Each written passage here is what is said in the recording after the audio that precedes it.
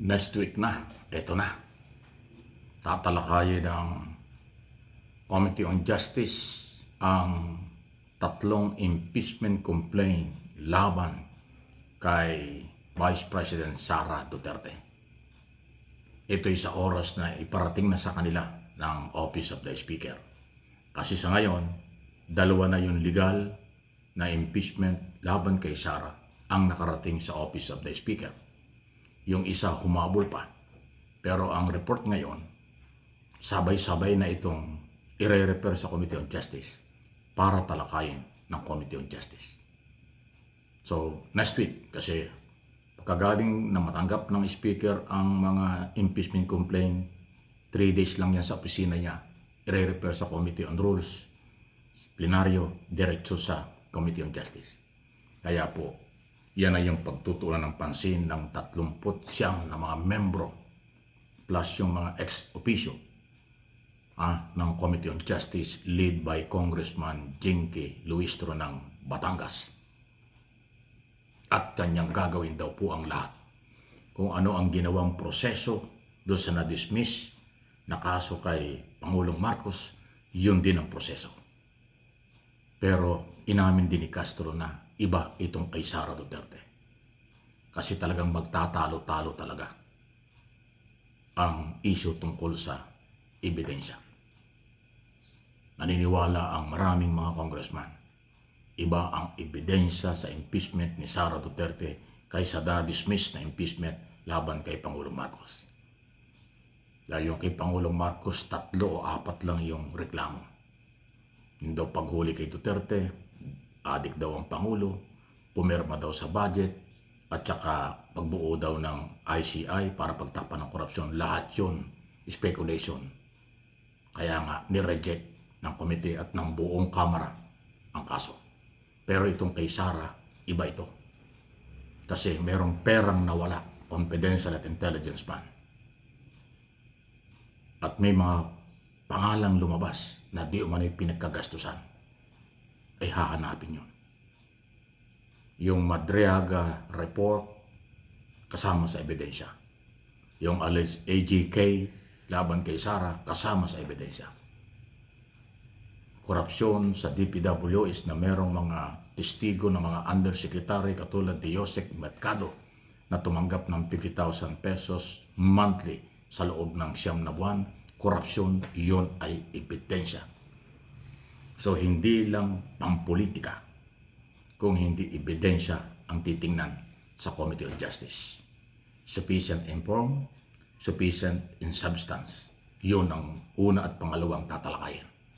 Bago sumunod na, pag na-justify na merong laman, buod, or sangkap, o merong substance yung impeachment complaint, tuloy ang public hearing sa Committee on Justice para ipatawag ang complainant, ang testigo, mga dokumento para sila'y bigyan ng pagkakataon sa harap ng komite. After nun, saka ipapatawag ang akusado na si Sara Duterte at mga testigo nila, mga dokumento nila. Labanan ng dokumento, testigo ng complainant at nasasakdal ang trial kay Sara Duterte or hearing kay Sara Duterte sa Committee on Justice. Kaya ngayon pa lang, for your information, para may idea na kayo, hindi ko pinangunahan, yan po ang malaking posibilidad na mangyari. Kasi ang mga congressman na member ng komite nagsalita na.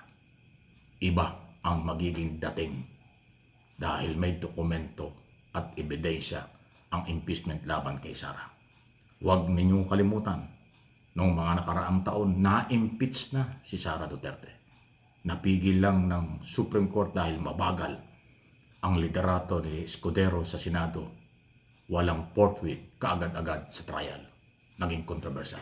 Pero ngayon, susunod sa tamang proseso. Sa rule ng Supreme Court. Ihaharap ang lahat ng dokumento at ebidensya at akusado at nag-aakusa sa Committee on Justice. Kaya mahaba-habang talakayan. Alam nyo, under the rules, 60 days dapat tumagal sa Committee on Justice ang isang impeachment case sa pagtalakay kung may ebidensya o wala. Yung 60 days, 1 buwan yan, o 2 buwan, mahaba na po yun. Dahil maganda yung flow ng question and answer at proseso. Yung rules at proseso na pinatutupad ng chairman, very smooth. Walang debating matitindi, walang personalan, walang nagsasapawan. May respeto sa isa't isa. Yun ang ating masasaksihan. Kaya ngayon pa lang sinasabi ko na maghanda po tayo lahat para mag-monitor, magbantay. Kasi mahaba-habang usapan ang impeachment na ito laban kay Sara Duterte. Malayong malayo doon sa nangyari against doon sa President BBM na impeachment. Puro hearsay, verbal, news clippings, evidence, lahat yun ay hindi ho tinanggap.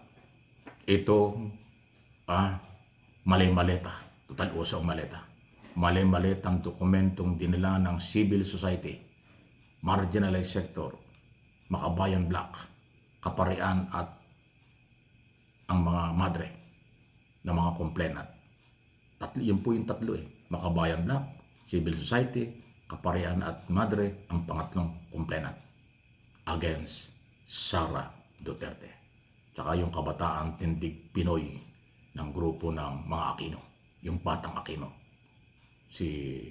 Ano bang pangalan nung si Kiko D, pamangkin ni Chris Aquino. Yan po yung tindig Pilipinas na number 1 complainant sa civil society group. Maninindigan po sila. Si De Lima, si Danya, Tinyo, Ilago, at ko.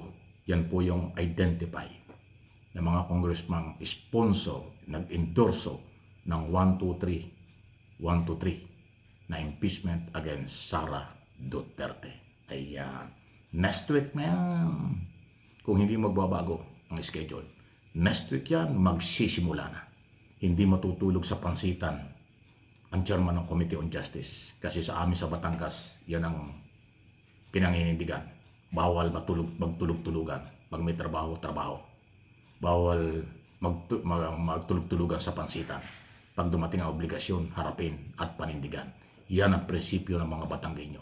Kaya si Congresswoman Luistro, yan ang kanyang gagawin. Magaling na abogada, congressman, Justice Committee Chairman, na ipakita na ang kanyang talino at kanyang trabaho.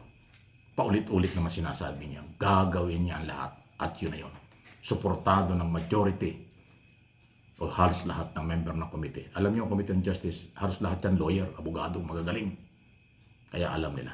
Kung meron mang hindi abogado pero binibigyan din ng pagkakataon kung ano ang kanilang mga punto di vista kapag nagkakaroon na ng mga argumento. Ang sarap abangan ito Please like and share.